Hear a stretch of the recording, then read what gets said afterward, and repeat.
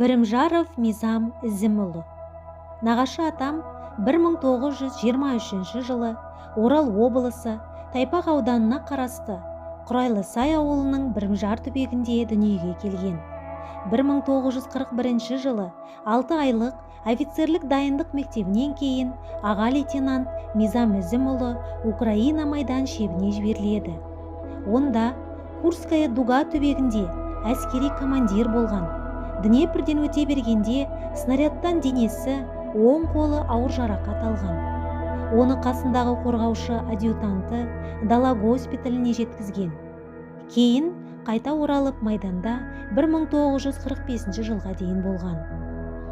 Курская дуга ұрысына қатысқаны үшін Қызыл жұлдыз орденінің иегері, Ұлы Отан соғысының ардагері, еңбек ардагері, Кеңес одағының маршалы Жуков медальдарымен марапатталған. Соғыстан кейін ауыл мектептерінде тарих және неміс тілінен дәріс оқыған.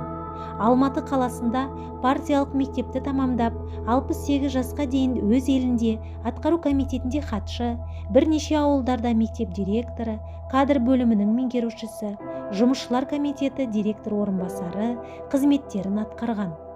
Жұбайы Шарипа Есенғалиқызы ауылдық жерде жас өспірімдерге білім берген.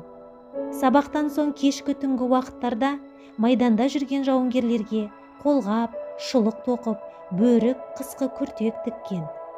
Тыл және еңбек ардагері медалімен марапатталған.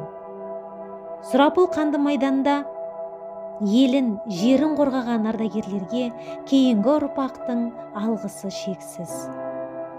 Олардың жасаған ерлігі ұмытылмайды. Сол ерлік, елдік, қайсарлық, отансүйгіштіктің жемісі жеңіс. Жеңіс ұлы оқиға.